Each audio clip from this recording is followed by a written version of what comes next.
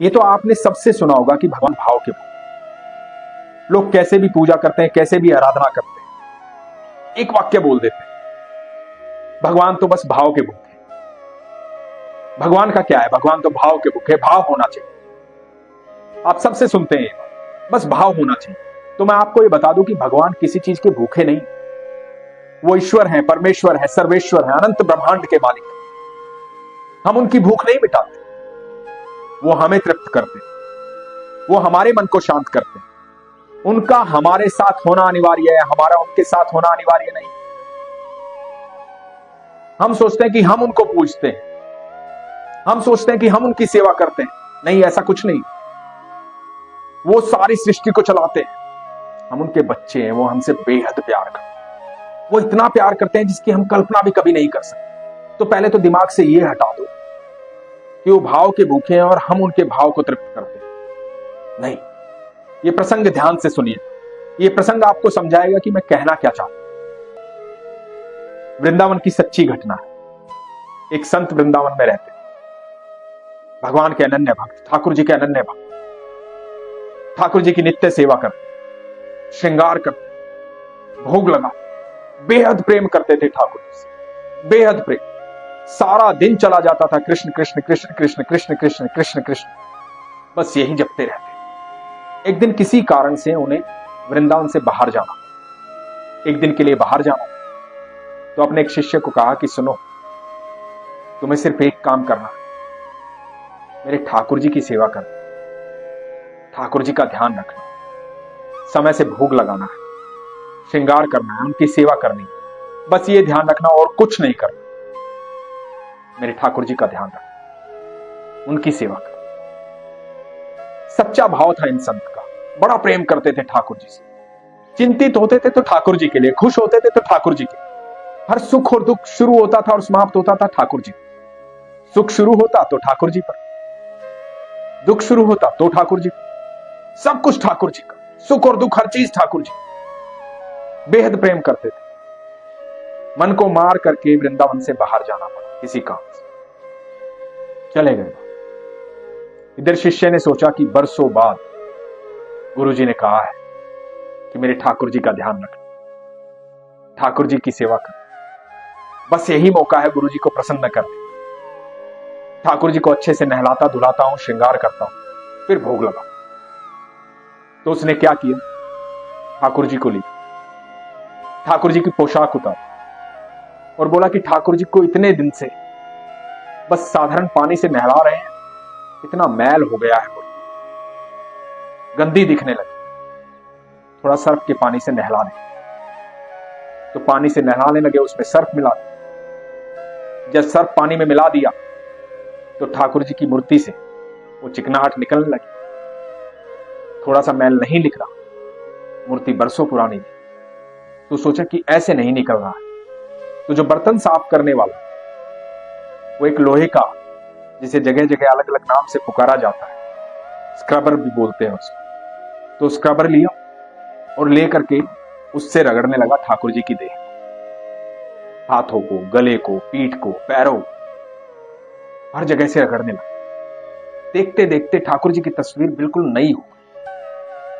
ठाकुर जी एकदम नए दिखने लगे, साफ सुथरे दिखने लगे, चमकने लगे ठाकुर जी। बड़ा खुश हुआ ये कि गुरुजी प्रसन्न हो जाएंगे देख करके। ठाकुर जी बिल्कुल नए बना दिए, वस्त्र पहनाए, पूजा पाठ किया, भोग लगा, रात्रि हो गई। इधर संत जो है दूसरे शहर विश्राम कर रहे, सो रहे, रात्रि का समय था। ठाकुर जी सपने में, उन्हीं के ठाकुर जी, वही विग्रह सामने खड़ा है। ठाकुर जी के नेत्रों से आंसू बह रहे, ठाकुर जी रो रहे और इस संत बड़े दुखी हैं, परेशान हैं, कह रहे हैं कि ठाकुर जी ऐसे क्यों, क्या गलती हो। और संत देख रहे हैं कि ठाकुर जी के हाथों से, पैरों से, हर जगह से लहू निकल रहा है, खून निकल रहा है।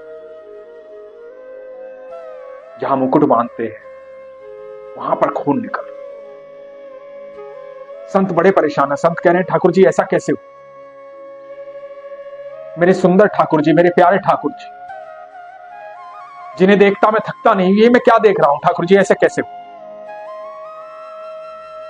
बड़े दुखी हूं। सपना टूटा, आंखें खुली,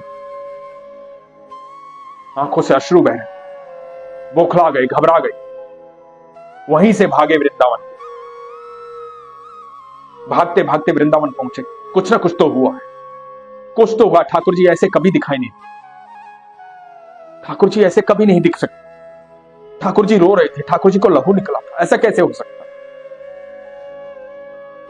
भागे भागे अपने आश्रम पहुंचे। आश्रम पहुंचे, ठाकुर जी के पास गए।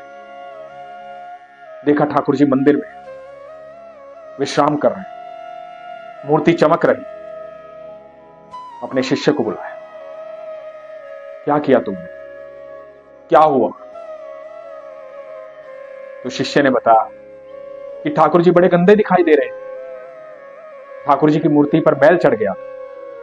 तो मैंने क्या किया, सर्फ का पानी लिया, उससे धोया, फिर स्क्रबर से रगड़ा, रगड़ रगड़ के एकदम साफ बना दिया। ये अपने भाव में बता रहा, ये बता रहा था देखो मैंने चमका दिया ठाकुर जी को, अच्छे लग रहे हैं ना गुरुजी, लेकिन आप अर्धरात्रि में वापस कैसे आ गए? गुरुजी बहुत रो। गुरुजी ने कहा कि ये तूने क्या किया? मेरे ठाकुर को इतनी चोट पहुंचाई,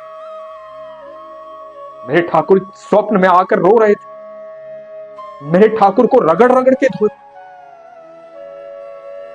तू कह रहा है मेरे ठाकुर को चमका दिया तूने, नया बना दिया तूने, मेरे ठाकुर को इतनी परेशानी दी तूने। तो शिष्य बोला महाराज ये मूर्ति ही तो है, आप इतना दुखी क्यों हो रहे हैं? मूर्ति तो साफ की है मैंने। गुरुदेव मैंने तो सोचा था कि आप प्रसन्न हो जाएंगे, आप तो दुखी हो रहे हैं, परेशान हो रहे हैं, गुस्सा हो रहे हैं। तो संत ने कहा कि ये मूर्ति नहीं है, और कोई भी विग्रह मूर्ति नहीं होता है। हम अपने भाव से आराधना करते हैं, पूजा करते हैं, ईश्वर को निमंत्रण देते हैं। ईश्वर कण कण में, हर जगह साक्षात। कोई भी व्यक्ति जब आराधना करता है, पूजा करता है, वहां भगवान उसको सुन रहे होते हैं, भगवान वहां पर होते हैं। कहीं भी कोई मूर्ति होती नहीं है, तब उसके रूप को गढ़ दिया जाता है, उसे आकृति दे दी जाती है, अपनी भावनाओं से उसे सींचा जाता है, उसे निमंत्रण दिया जाता है, अपने मन की बात उसे कही जाती है, तो मूर्ति नहीं रहती। हम सब यही शीश झुकाते हैं ना, इन्हीं से प्रार्थना करते हैं ना, इन्हीं को भोग लगाते हैं ना। तो यहां मेरे ठाकुर रहते हैं, तभी भोग लगाता हूं, तभी शीश झुकाता हूं, तभी प्रार्थना करता हूं। पूरी सृष्टि के निर्माता है, अनंत ब्रह्मांड के निर्माता है, कण कण में है। अपने भाव को भी सोच समझकर इस्तेमाल करना चाहिए। मूर्ति नहीं है, ईश्वर है, ये परमेश्वर है। शिष्य को बड़ा पश्चाताप। भाव तो शिष्य का भी सही है, लेकिन वो बिल्कुल सही नहीं। उस भाव में सिर्फ वो मूर्ति। आप अपने भाव सच्चे रखिए, सरल रखिए, किसी ज्ञान की भी आवश्यकता नहीं, सच्चे ध्यान की आवश्यकता है, सच्चे प्रेम की आवश्यकता है, सरलता की आवश्यकता है।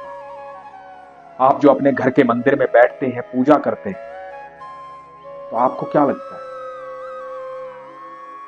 आप अपने समय को ऐसे ही जाया कर रहे हैं, ऐसे ही खराब कर रहे हैं? दिन में 15 मिनट जो आप निकाल रहे हैं पूजा पाठ के लिए, बस आपने ऐसे ही अपनी बातें कह दी और एक खाना पूर्ति हो गई और आप उठकर चल दिए और अपने आप काम हो गए? नहीं, आपकी जीवनचर्या इसलिए चल रही है क्योंकि आपके मंदिर में भी जब आप अपने ईश्वर से बात करते हैं, वो आपकी हर बात सुन रहे होते हैं, क्योंकि वो वहां पर होते हैं, वो कण कण में, हर जगह सरलता में रही। जो भोग लगाते हैं, आप भोग उन्हें नहीं लगाते, आप अपने भोजन को प्रसाद जैसा बनाते हैं, अपने भोजन को इस योग्य बनाते हैं कि आप उसे अमृत पान की तरह ग्रहण कर सके। आपको क्या लगता है कि भगवान आपका भोजन ग्रहण करते हैं?